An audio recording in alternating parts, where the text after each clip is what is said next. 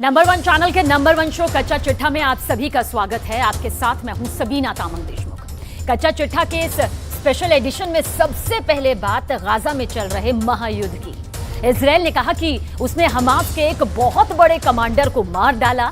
एमन नौफाल हमास की central Gaza brigade का कमांडर था। अब इजराइल के रक्षा मंत्री ने कहा कि यह युद्ध लंबा खिंचेगा, लंबा चलेगा। लेकिन अब ईरान की तरफ से आई दो बड़ी वार्निंग, दो सबसे बड़ी चेतावनी आप समझ लीजिए, क्योंकि ये बहुत खतरनाक इशारा कर रही है। ईरान के विदेश मंत्री ने कहा कि अगले कुछ घंटों में इजराइल पर बहुत ही बड़ा हमला हो सकता है।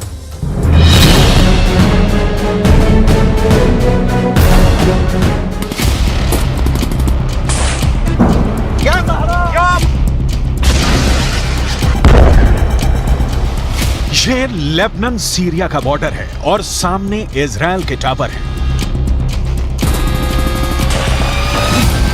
टावर पर छोटे रडार भी लगे हैं, कम्युनिकेशन सिस्टम भी लगे हैं और सर्विलांस कैमरे भी लगे हैं। तभी झाड़ियों में से निकलती है एक स्नाइपर की राइफल और फिर देखिए क्या होता है। पहले रडार पर गोली फायर होती है, फिर कम्युनिकेशन सिस्टम तोड़ा जाता है, फिर सर्विलांस कैमरे पर गोली पड़ती है। यह सब कुछ इजराइल लेबनान बॉर्डर पर हो रहा है। इजराइल डिफेंस का पूरा निगरानी स्ट्रक्चर हिजबुल्लाह ने उखाड़ना शुरू कर दिया है।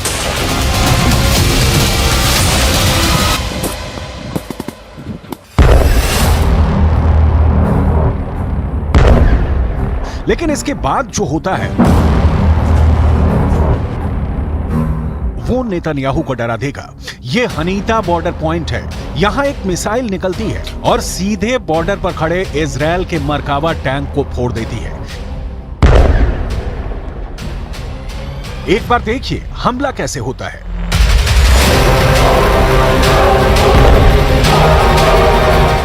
धुआं छटता है तो इजराइल के बाकी टैंक भागने लगते हैं। दूसरा वीडियो दोहरा बॉर्डर पॉइंट से आया है। यहां भी इजराइल का मरकावा टैंक घूम रहा था और फिर होता है एक बड़ा हमला।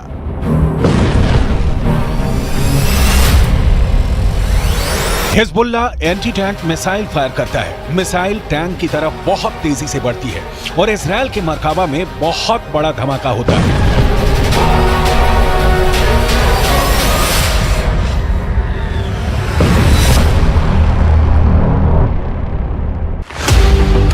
लेबनान बॉर्डर पर इजराइल के टैंक पर हमलों का वीडियो बहुत डराने वाला है।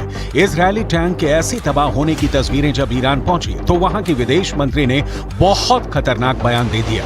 हुसैन आमिर अब्दुल्लाहियां ने कहा कि अगले कुछ घंटों में इजराइल पर बड़ा हमला हो सकता है। हिजबुल्लाह की तरफ इशारा करते हुए ईरान ने कहा है कि अगर ईरान और लेबनान ने इजराइल को जवाब नहीं दिया तो इजराइल की सेना तेहरान और बेरूत पर कल हमला कर देगी। सूरत तदावुम जनायात जंगी रژیم کودکش اسرائیل علیه ساکنان غیر نظامی غزه هر احتمالی متصور هست. इसमें कोई शक नहीं कि इजराइल की फौज जिस तरह से गाजा को हजारों टन बम मारकर समतल कर रही है, इसने ईरान को बहुत ज्यादा बेचैन कर दिया है। ईरान ने पूरे पश्चिम एशिया का एक एक इंच नापकर इजराइल की ताकत का पूरा अंदाजा लगा लिया है। इजराइल और लेबनान बॉर्डर पे बहुत कुछ ऐसा हो रहा है जो युद्ध को गाजा बॉर्डर से निकालकर इजराइल और लेबनान के बॉर्डर तक ले जाए और हिजबुल्लाह से एक नया फ्रंट खोल दे। गाजा में पहले से ही खूब बमबारी और गोलीबारी की जा रही है, लेकिन हिजबुल्लाह के आने से एक नया फ्रंट खुल जाएगा और दो फ्रंटों पे इजराइल पूरी लड़ाई लड़ेगा। इजराइल पर हमले का खतरा इसलिए बढ़ गया है क्योंकि ईरान के supreme leader Ayatollah Ali Khamenei ने अमेरिका तक को चेतावनी जारी कर दी है। अली खामनेई ने कहा है कि अगर गाजा में इजराइल के जुल्म खत्म नहीं हुए तो दुनिया की कोई ताकत मुसलमानों को रोक नहीं पाएगी। हमास के हमले के बाद ईरान ने इस वक्त अपने मिलिशिया गुटों और मित्र देशों को एक्टिव कर दिया है। सऊदी अरब, जॉर्डन और मिस्र से भी इजरायल को कड़वे शब्द ही मिले हैं। इस वक्त हिजबुल्लाह भी एक्टिव है, इस वक्त सीरिया भी एक्टिव है, इस वक्त इराक में ISIS का खात्मा करने वाली फोर्स हश्द अल शाबी भी तैयार है, इस वक्त यमन भी एक्टिव है।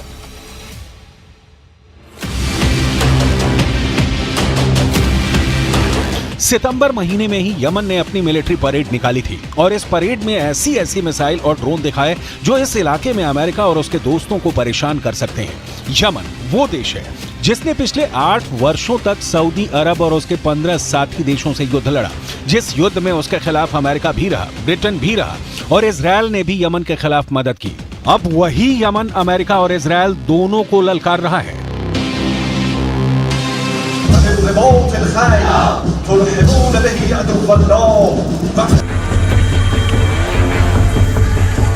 युद्ध की ऐसी ललकार, ऐसा गुस्सा, आप इस इलाके को पश्चिम एशिया कहकर बुलाइए, इसे खाड़ी कहिए या फिर मिडिल ईस्ट, नाम कितने भी हों, लेकिन इस वक्त यूक्रेन के बाद दुनिया का सबसे खतरनाक इलाका कोई है तो वो यही जमीन है। पिछले 4 दशकों से यह इलाका युद्ध देख रहा है।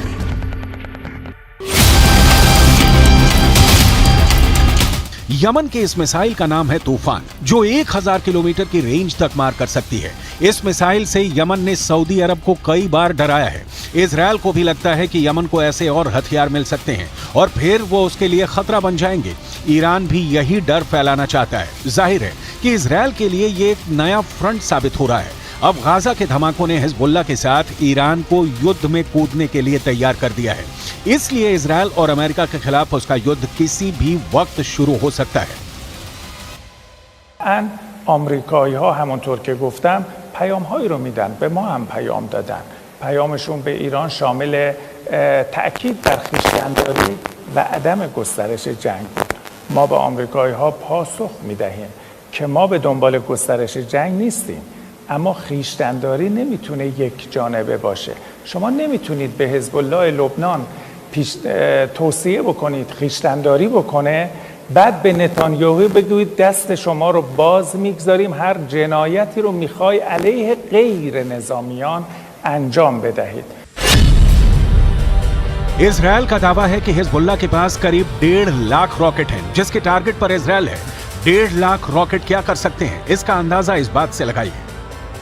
7 अक्टूबर को हमास ने इजरायल पर एक साथ 5000 रॉकेट दागे, जिसकी वजह से इजरायल का आयरन डोम भी पूरी तरह से नाकाम हो गया। सवाल यह है कि अगर ईरान इजरायल पर हमला करता है तो फिर क्या होगा? ऐसे हालात में अमेरिका क्या करेगा, क्योंकि ईरान के आसपास अमेरिका के इतने मिलिट्री अड्डे हैं जहां से ईरान के खिलाफ हमले लॉन्च किए जा सकते हैं। इसलिए कोई शक नहीं कि गाजा में युद्ध के साथ साथ अब इजरायल से पहले उसने अमेरिका के फौजी अड्डों को अपने टारगेट पर ले लिया है। ईरान के आसपास अमेरिकी सेना के कई मिलिट्री बेस हैं और इनमें कुल 40,000 से ज्यादा अमेरिकी सैनिक तैनात हैं। इसमें कुवैत में 10 सैन्य अड्डे हैं और यहाँ अमेरिका के 13,000 से ज्यादा सैनिक हैं। बहरीन में अमेरिका ने 12 अड्डे बनाए हैं और यहाँ उसके 3,700 से ज्यादा फौजी तैनात हैं। सऊदी अरब में अमेरिका के 10 मिलिट्री बेस हैं, यहाँ 3,000 अमेरिकी सैनिक तैनात हैं। ओमान में अमेरिका के 6 अड्डे हैं, यहाँ उसके 600 सैनिक तैनात हैं। संयुक्त अरब अमीरात में अमेरिका के 3 अड्डे हैं और यहाँ उसके 5,000 सैनिक तैनात हैं। कतर में अमेरिका का सबसे बड़ा मिलिट्री बेस है और यहाँ 13,000 अमेरिकी सैनिक रखे गए हैं। ये वो देश हैं जहाँ से ईरान बहुत ज्यादा करीब है। लेकिन ये अड्डे भी ईरान की जद में हैं और इस वक्त इजरायल तक उसकी मिसाइलों की रेंज में आ चुका है। ईरान के ड्रोन की रेंज भी बढ़ती जा रही है। अब पश्चिम एशिया के वो इलाके भी उसकी पहुंच में हैं जहां अमेरिका के अड्डे हैं और इस वक्त नेतन्याहू और बाइडेन दोनों ईरान की बढ़ती ड्रोन पावर को लेकर काफी बौखलाए हुए हैं। अगर इजरायल और लेबनान बॉर्डर पर युद्ध होता है और इसमें ईरान भी शामिल हो जाता है तो समझ लीजिए इन सभी अड्डों से ईरान पर हमले लॉन्च किए जाएंगे या फिर ईरान इनको अपने मिसाइल अटैक से मिट्टी में मिला देगा। ईरान पहले ही अमेरिका को अपने आसपास बर्दाश्त नहीं कर पा रहा और अब गाजा इजरायल के बीच युद्ध ने युद्ध का एक नया बहाना दे दिया है।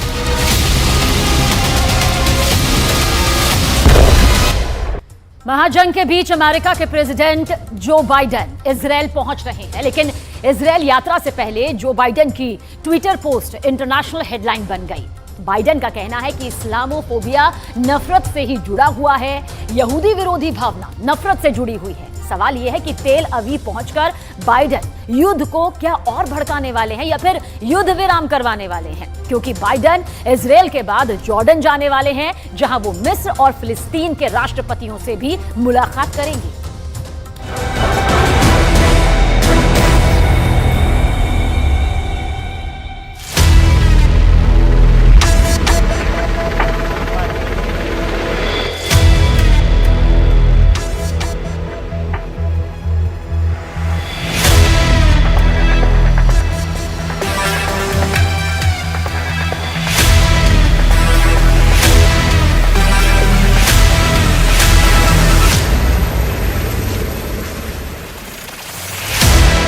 अमेरिका के प्रेसिडेंट जब इजरायल की सरजमीन पर कदम रखेंगे तो कुछ ऐसी ही तस्वीर देखने को मिलेगी।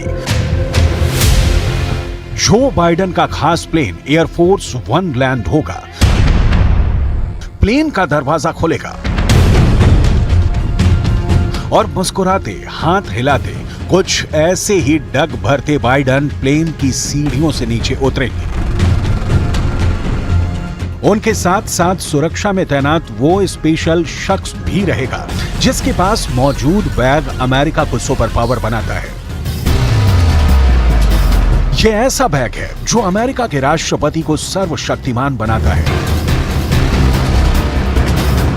काले रंग के लेदर के इस बैग में कयामत का कोड वर्ड बंद रहता है।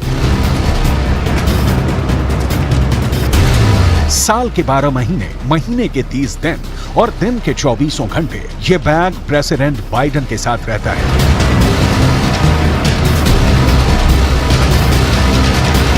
क्योंकि इस बैग में अमेरिका के सभी परमाणु बमों का बटन रहता है।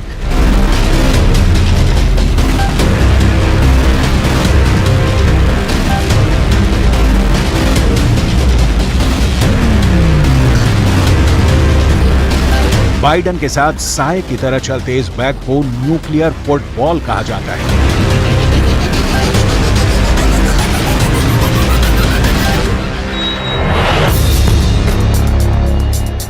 एक ऐसा फुटबॉल जो चंद मिनटों में अमेरिका के 6000 से भी ज्यादा एटम बम को पूरी दुनिया में तबाही मचाने के लिए लॉन्च कर सकता है।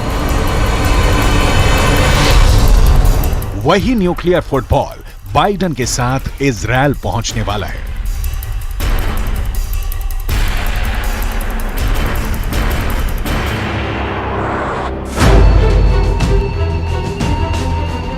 लेकिन परमाणु बम के बटन पर पहुंचने से पहले ही अमेरिका के 2 न्यूक्लियर एयरक्राफ्ट कैरियर इजरायल पहुंच गए हैं।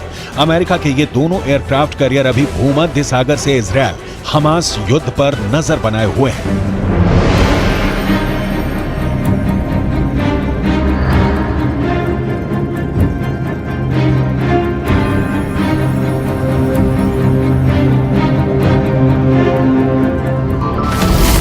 अमेरिका ने जिन 2 एयरक्राफ्ट कैरियर को इजरायल की मदद के लिए भेजा है उनके नाम हैं यूएसएस जेराल्ड आर फोर्ड और यूएसएस आइजनहावर।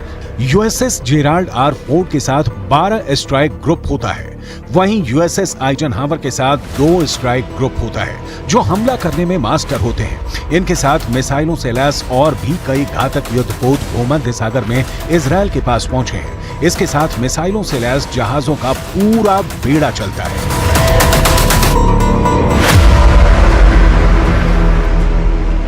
फिलिस्तीन के खिलाफ युद्ध में इजरायल की मदद करने के लिए अमेरिका का फोर्ड क्लास का कैरियर दुनिया का सबसे बड़ा एयरक्राफ्ट कैरियर है। इसके बारे में पूरी डिटेल देखिए, जानना बेहद जरूरी है क्योंकि जो हालात बने हुए हैं उसमें अब इजरायल को यही सबसे बड़ा कैरियर जो है महफूज करेगा, बचाएगा कैसे। आगे बढ़ते हैं पूरी डिटेल तफसील से। दरअसल इसे CVN-78 भी कहते हैं और इसके अलावा यह कैरियर 1 लाख टन का डिस्प्लेसमेंट जो है वो पैदा करता है। 1 लाख टन जो कि अपने आप में एक बड़ी संख्या है। यह वो ताकत है जिसका मुकाबला कोई नहीं कर सकता। और भारत का एयरक्राफ्ट कैरियर INS विक्रांत इससे आधे से भी कम का वजन यहां पर कहा जाएगा। हम डिटेल इसलिए बता रहे हैं क्योंकि आज जो हालात है उसमें यह एयरक्राफ्ट जो है बहुत ज्यादा मायने रखता है और यह एयरक्राफ्ट कैरियर न्यूक्लियर पावर से चलता है, यानी कि न्यूक्लियर पावर के जरिए इसकी पूरी ताकत यहां पर आती है, यानी इसकी रेंज अनलिमिटेड है, यानी दायरे में नहीं बंधी हुई है और ये दुनिया में कहीं भी पहुंच सकता है।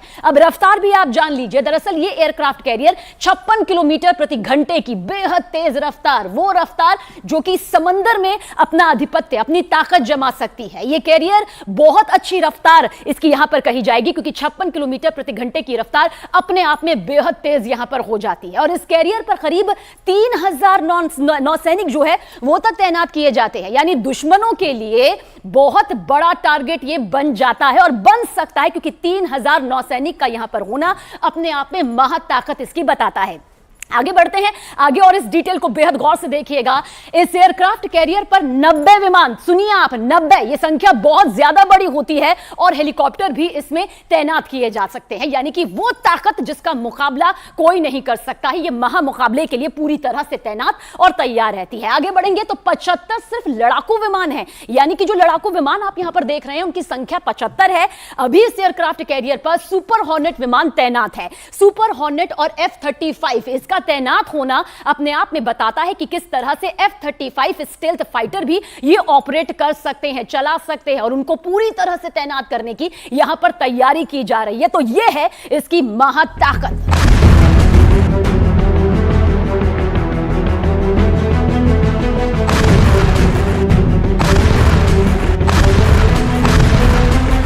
यानी युद्ध की इस घड़ी में एक तरफ अमेरिका के न्यूक्लियर एयरक्राफ्ट कैरियर की तैनाती और दूसरी ओर खुद बाइडेन का पहुंचना बहुत बड़ा इशारा कर रहा है। बाइडेन के इस वॉर टाइम दौरे को काफी अहम माना जा रहा है। युद्ध में इजरायल को अमेरिका का पूरा समर्थन है।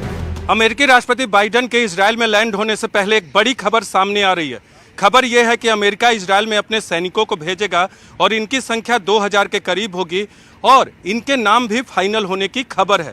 वॉल स्ट्रीट जर्नल की रिपोर्ट के मुताबिक ये सैनिक युद्ध नहीं लड़ेंगे इजरायल में, बल्कि इजरायल की सेना को सपोर्ट और सुझाव देने का काम करेंगे। अमेरिकी सैनिकों के इजरायल पहुंचने से पहले तेल अवीव पहुंचकर बाइडेन इजरायल के प्रधानमंत्री बेंजामिन नेतन्याहू से मिलेंगे, इजरायल की सुरक्षा का भरोसा देंगे और हमास के खिलाफ छिड़े युद्ध की जानकारी लेंगे।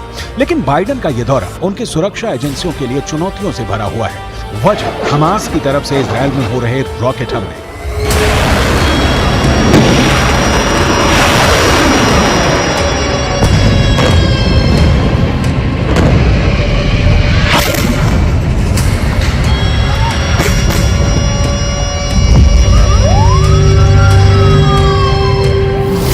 ऐसे में हो सकता है कि बाइडेन को तेल अवीव में बंकर में भी रहना पड़े। बंकर में ही बेंजामिन नेतन्याहू से बाइडेन की बातचीत हो, बंकर में ही मीटिंग कर बेंजामिन नेतन्याहू बाइडेन से अपनी मांगों को मनवाने की कोशिश कर सकते हैं। सवाल है, आखिर ऐसी आशंका क्यों जताई जा रही है कि इजरायल पहुंचने के बाद बाइडेन को बंकर में मीटिंग करनी पड़ सकती है? जवाब आपको सोमवार यानी 16 अक्टूबर को तेल अवीव में इजरायली संसद के शीत सत्र से पहले दिन के इस वीडियो को देखकर मिल जाएगा। 16 अक्टूबर इजरायल की संसद। तेल अवीव में इजरायल के संसद के शीत सत्र का पहला दिन था। संसद की कार्यवाही अभी शुरू ही हुई थी, तभी अलर्ट सायरन बजने लगे। इस वक्त एक महिला सांसद बोल रही थी। उन्होंने स्पीच बंद की और इसके फौरन बाद सभी सांसद और प्रधानमंत्री नेतन्याहू बंकर नुमा रूम में चले गए। कुछ देर बाद कार्यवाही फिर शुरू हुई। ऐसे में जिस वक्त बाइडेन तेल अवीव में होंगे, अगर उसी वक्त हमास ने रॉकेट दागने शुरू कर दिए तो मजबूरन बाइडेन को बंकर में जाना होगा, क्योंकि इससे इनकार नहीं किया जा सकता कि हमास के पास रॉकेटों का बहुत बड़ा गोदाम है। मिसाइल के तौर पर हमास के इस अंडरग्राउंड गोदाम को देखिए। इसे देखने के बाद बताने को कुछ नहीं रह जाता। देखिए गाजा की जमीन के अंदर सुरंगों में कैसे हमास ने अपनी मिसाइलों को लगा रखा है। इस वीडियो में भी दिखाया गया है कि हमास कैसे इन मिसाइलों को युद्ध में लॉन्च करता है। ये वीडियो जारी कर हमास ने न सिर्फ इजराइल को बल्कि अमेरिका को भी चेतावनी दी है। चेतावनी ये कि हमास के पास हथियारों की कोई कमी नहीं है, ना तो इसके पास रॉकेट लॉन्चरों की कमी है और ना ही मिसाइलों की। और सबसे बड़ी बात ये कि उसके निशाने पर केवल तेल अवीव ही नहीं, इजराइल का चप्पा चप्पा है, जहां कभी भी वो रॉकेट दाग कर तबाही मचा सकता है।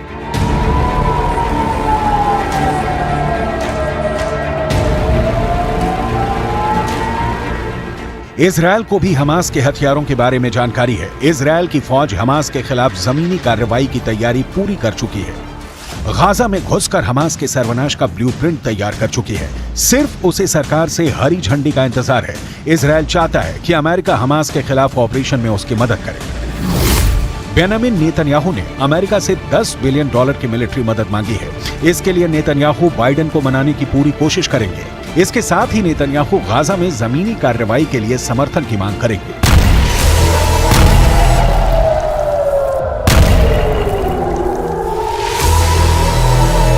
जमीनी कार्रवाई का सीधा मतलब है इजरायल की सेना गाजा बॉर्डर को पार करेगी, गाजा में घुसेगी। अगर ऐसा हुआ तो युद्ध और भी भयंकर हो जाएगा, क्योंकि तब गाजा की गलियों में स्ट्रीट फाइट शुरू हो जाएगी और स्ट्रीट फाइट में कितनों की जान जाएगी ये कहना मुश्किल है।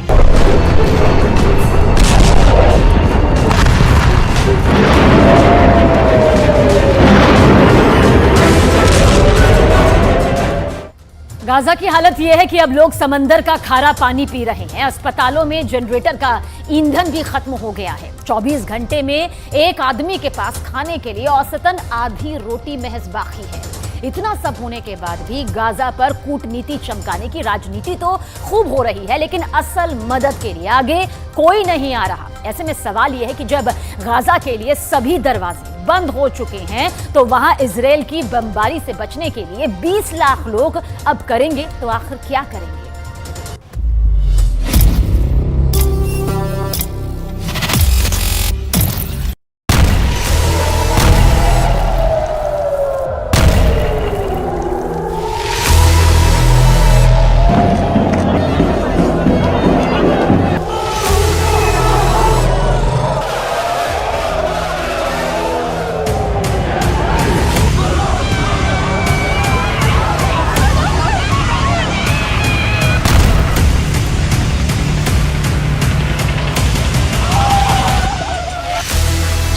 अक्टूबर को हमास ने जो किया उसका असर अमेरिका के अंदर भी नजर आ रहा है।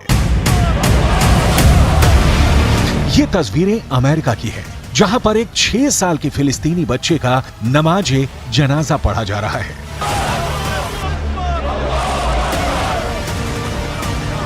ये 6 साल का बच्चा एक अमेरिकी नागरिक के यहां किराए पर अपनी मां के साथ रह रहा था, लेकिन इस बच्चे को उसी के 71 साल के बुजुर्ग ने चाकू से 26 वार करके मार डाला।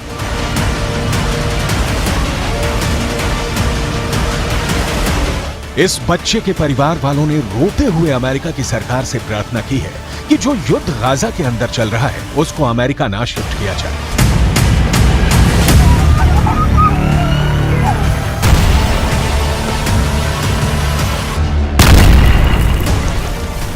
I just want to tell the whole world that we live in a country called the USA. We're not in war. And we're not bringing war here too. What happened that day for a gentleman,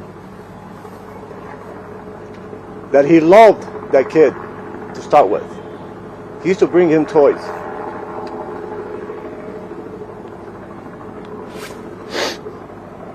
Now I want to ask anybody here, a 71-year-old man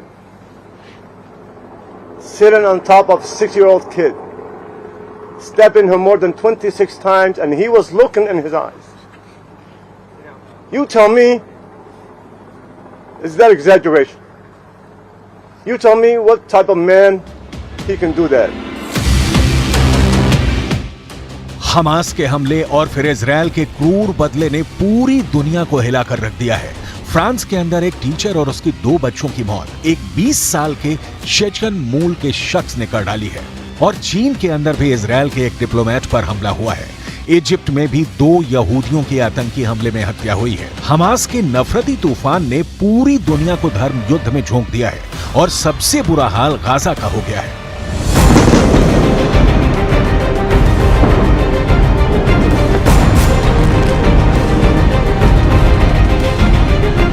Gaza में 11वें दिन भी Israel की बमबारी लगातार जारी है।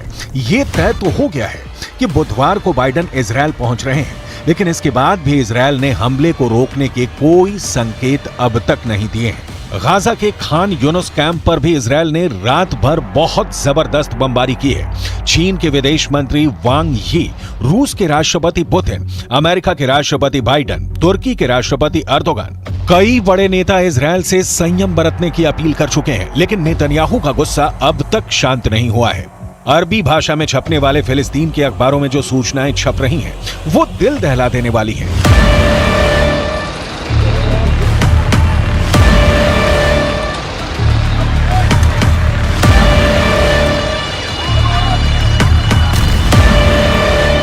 फिलिस्तीन news नाम की एक न्यूज वेबसाइट ने दावा किया है कि अब तक गाजा पट्टी के अंदर 7,000 इमारतें टूट चुकी हैं और 10,000 से ज्यादा फ्लैट्स बर्बाद हो चुके हैं। गाजा के लोगों का हाल क्या है, आगे आप उनके बयान भी देखेंगे, लेकिन सबसे पहले बात होगी उस भूख की जिससे गाजा के लोग परेशान हैं।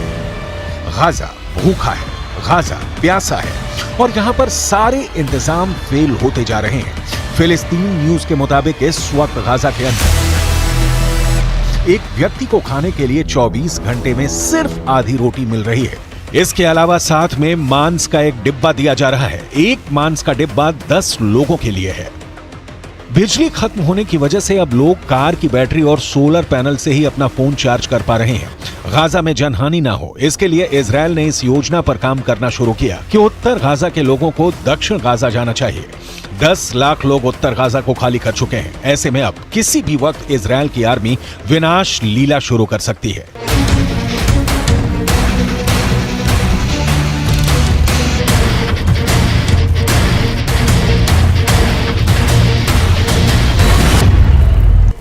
सबसे ज्यादा दुर्भाग्यपूर्ण स्थिति यह है कि संयुक्त राष्ट्र का कार्यक्रम भी लोगों को राहत पहुंचाने में पूरी तरह से फेल साबित हो रहा है। दरअसल इजरायल की चेतावनी के बाद यूएन की कुछ टीमें पहले ही उत्तर गाजा छोड़कर दक्षिण गाजा जा चुकी हैं और उत्तर गाजा में अब भी बचे हुए लोगों की मुसीबतें और ज्यादा बढ़ चुकी हैं।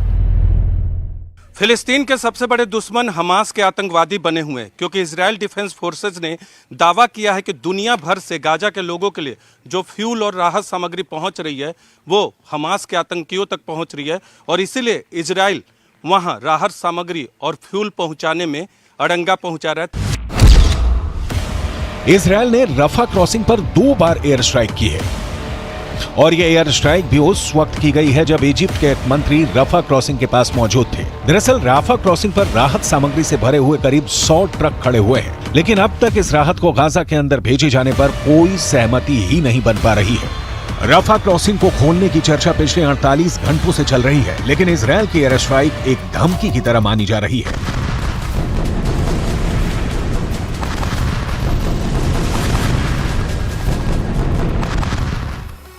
फिलिस्तीन न्यूज वेबसाइट ने यह समाचार छापा है कि गाजा के अंदर कई ऐसे मुस्लिम परिवार हैं जो कि दक्षिण गाजा नहीं जा रहे हैं और उत्तर गाजा पट्टी में ही मौत का सामना करने के लिए तैयार हैं। खान यूनुस के एक ऐसे ही परिवार को बमबारी झेलनी पड़ी है। इस परिवार के कई लोगों की मौत हो गई है। नमाज़े जनाजा पढ़ने के बाद इस हमले में मारे गए बच्चों को भी आखिरी अलविदा कह दिया गया।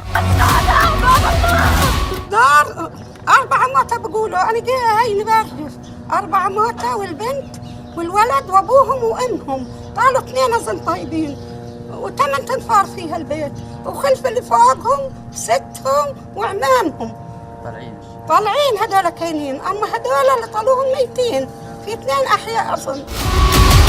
हालात ये है कि खान यूनुस कैंप पर रात भर जिस तरह की खतरनाक बमबारी इजरायल के विमानों ने की है, यहाँ के खान यूनुस अस्पताल में एम्बुलेंसों की लाइन लगी हुई है जिसमें घायलों को इलाज के लिए ले जाया गया है। अस्पतालों में भी इलाज कब तक होगा, क्योंकि यहाँ पर भी बिजली नहीं है और जनरेटर फ्रिज भी बंद होने की कगार पर है। पानी की कमी की वजह से अब यहाँ लोग खारा पानी पीने के लिए मजबूर हैं, जिससे और भी ज्यादा बीमारियां फैलने की आशंका जताई जा रही है।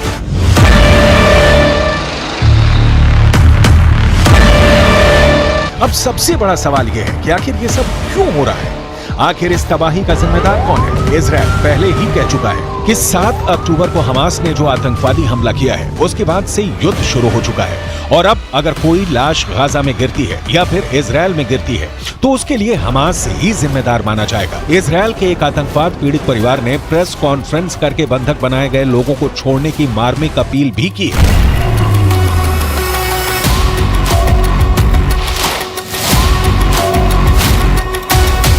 She looks very terrified.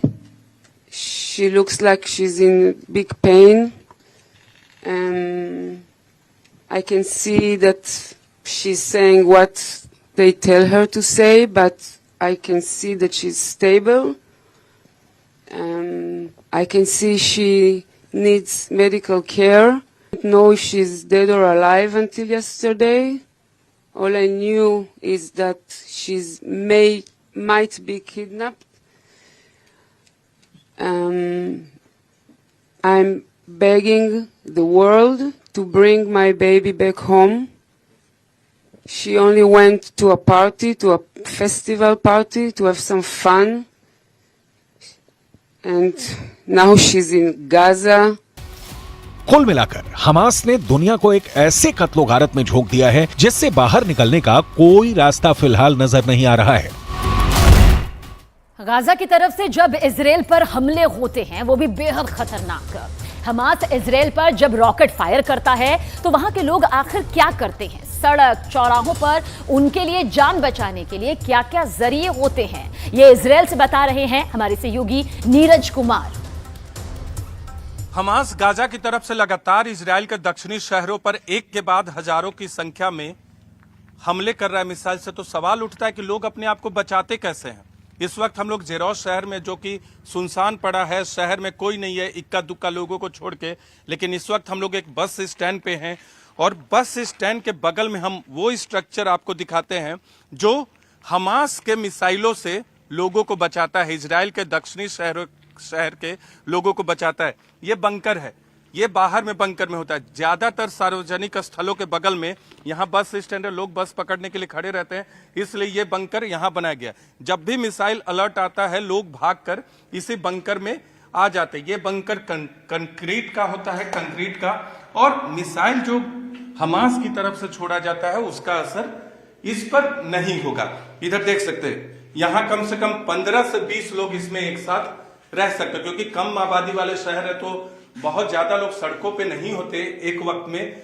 ज्यादातर सार्वजनिक स्थलों के बीच में इस तरह का स्ट्रक्चर बना होता है। ये कंक्रीट का है, ये कंक्रीट का बना हुआ है, और ये बीच में एक दीवार होती है ताकि स्प्लिंटर, जब मिसाइल फटे, रॉकेट फटे तो स्प्लिंटर इसके बाद इधर ना आवे।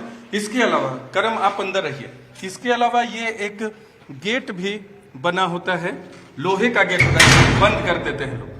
बंद कर देने से कोई भी स्प्लिंटर अंदर नहीं आ पाता। तो इस तरह के बंकर ऊपर में बने होते हैं। आमतौर पे बंकर जमीन के अंदर बने होते हैं, लेकिन इस तरह के बंकर सार्वजनिक स्थलों पे ऊपर बने होते हैं। और जो घर होते हैं, घरों में अंडरग्राउंड बंकर बने होते हैं कि अगर मिसाइल गिरे तो लोग अंदर जाकर छुप जाए। तो इस तरह के बंकर और सेफ जोन, इसे सेफ जोन कहा जाता है। हम भी कई बार रिपोर्टिंग के दौरान जब मिसाइल अलर्ट हुआ है तो इन्हीं बंकरों में जाकर अपने आप को सुरक्षित किया है और अपनी जान बचाई है। तो